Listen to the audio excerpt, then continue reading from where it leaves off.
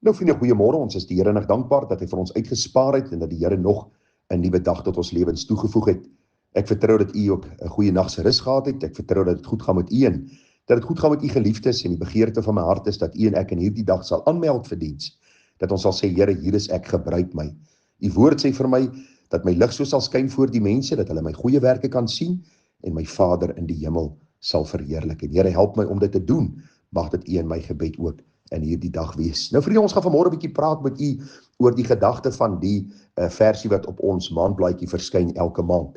U sal onthou as ons die maandblaadjie oopmaak, daar op linkerkant is daar ons bankbesonderhede aangebring en dan onder dit staan hierdie versie 2 Korintiërs 9 vers 7. God het 'n blymoedige gewer lief. En baie mense wonder nou, wat bedoel die Here daarby en wat beteken die vers? En baie mense het 'n mate van 'n verstaan van die vers en het ek dit goed gedink om vanmôre met u so 'n bietjie deur hierdie versie te werk om vir u die mooi gedagte, die kosbare Bybelse gedagte van hierdie vers na vore te bring.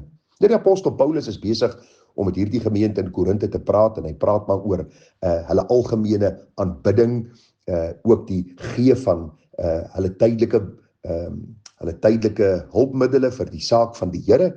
En nou kom die apostel Paulus en hy sê daar in die 7de vers, hy sê, laat elkeen gee soos hy hom in sy hart voorneem, nie met droefheid of uit dwang nie, want God het 'n blymoedige gewer lief.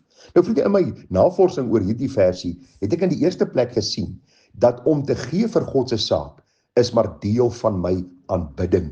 Mense wil geld en die gee van my tydelike hulpmiddele vir die werk van die Here losmaak van my aanbidding van die Here. En tog, vriende, is dit 'n integrale deel van my aanbidding. As ons kyk in die Ou Testament, het die Ou Testamentiese gelowiges, die volk Israel, het hulle ruimskoots gegee vir God se werk. En wanneer daar 'n tyd van afval gekom het, het hulle teruggehou in die tydelike.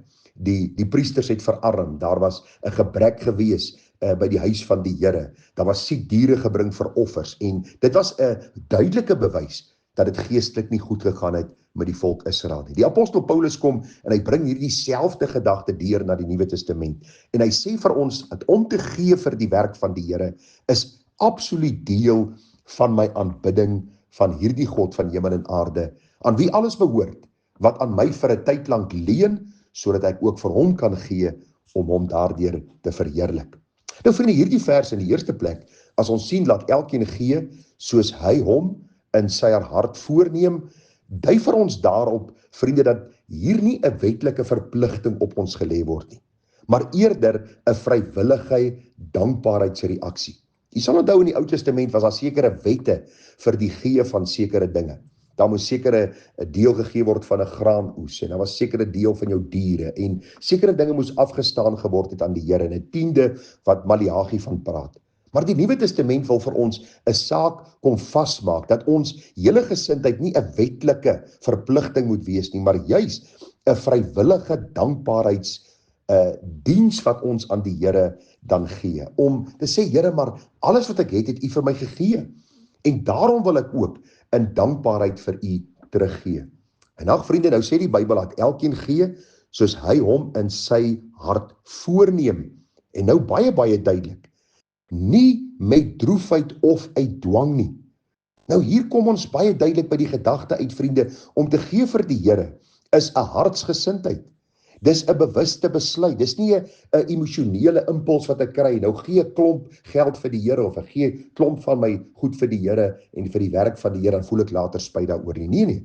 Die Here sê ek moet in my hart voorneem om te gee, baie belangrik, 'n bewuste besluit, 'n vooraf bepaalde doelgerigte besluit, 'n doelbewuste besluit wat ek maak om te sê, Here, ek wil gee vir U saak. En ek doen dit nie met droefheid nie. Hierdie woordjie droefheid beteken met teesin, met hartseer.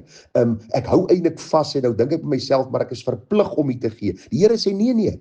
Dis nie hoe ons moet gee vir sy saak nie. Ek onthou toe ek 'n jong man was en ek het maar min geld gekry toe ek in die polisie was en een Sondag het my 10de in 'n koevertjie hier in my binnesak van my pak klere gesit en by ons gemeente was die gebruik as ons uitgestap het hulle met bordjies by die deur gestaan en dan het jy jou geldjie gegee vir die werk van die Here. En ek onthou daardie hele diens het ek deurgestoei met daardie geld in my sak. Ek het gedink by myself, man, ek kon nog dit gedoen het daarmee, en ek kan dat gedoen het met dit, en ons het 'n behoefte in hierdie saak, en ek kan dit daarvoor aanwend. En ag vriende, ek het omtrent niks van die diens gehoor nie, want ek het heeltyd in my siel gestoei en gestry met hierdie geld, en ek was so dankbaar toe die diens verby is, en ek het die geld in daardie bordjie gesit, en ek het uitgestap, en ek het besef, dat hierdie nie 'n gesindheid moet wees van teesin en 'n hartseer gesindheid, en dat die Here my eintlik beroof nie, maar net die teenoorgestelde. Dit moet 'n vooraf vaste, bewuste besluit in my lewe wees, dat ek ten minste 1/10 van my inkomste vir die Here sal gee, omdat die Here vir my goed is, ver bo die maat.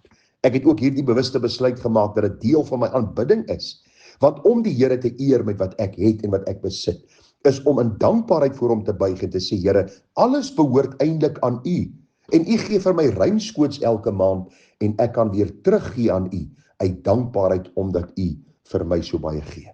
Maar hoor wat sê die Bybel verder, God het 'n blymoedige gewer lief. Vriende, hierdie woordjie blymoedig beteken, dis 'n hart gevul met vreugde, 'n hart gevul met vrolikheid, is 'n hart gevul met dankbaarheid, en ek is eintlik opgewonde, ek kan nie wag om vir die Here te gee nie. Dis nie hierdie weemoedigheid, en dink by myself, nou moet ek alweer oorbetaal aan die kerk, en ek wonder wat doen die kerk met my geld, en gaan te kere asof dit myne is nie. Luister, ek het al dikwels vir mense gesê, as jy met 'n weersin gee, as daar in jou hart 'n opstandigheid is, vriende, dan aanbid jy nie die Here as jy gee nie, dan kan jy net sowel jou gawe los. Die Bybel vertel van hoe die Here by die skatkis gesit het, en mense het groot geld ingegooi, en toe kom daar 'n vrou met hierdie 2 klein oortjies, hierdie klein geldstukkies, en sy gee, maar haar hartgesindheid was reg. Ek wil vir u sê, ons as kinders van die Here het nodig om 'n verandering in ons denke te ondergaan, wanneer dit kom by God het 'n blymoedige gewer lief. Want 'n blymoedige gewer is iemand wat met vreugde gee, met vrolikheid gee, met dankbaarheid gee. En kom ons lees gou weer hierdie vers, dat ons hom in konteks kan verstaan. Laat elkeen gee, soos hy hom in sy hart voorneem. Met ander woorde, dis 'n dankbaarheidsgesindheid in my lewe. Die Bybel sê vir ons doen dit nie met droefheid nie, maar dis 'n bewuste besluit, is 'n vooraf bepaalde, deeglike, deurdenkte besluit, waar ek nie impulsief net optree nie, maar 'n doelbewuste handeling waar ek gee vir die Here, want ek doen dit nie uit dwang nie, maar vrywilliglik, want God het 'n blymoedige gewer lief.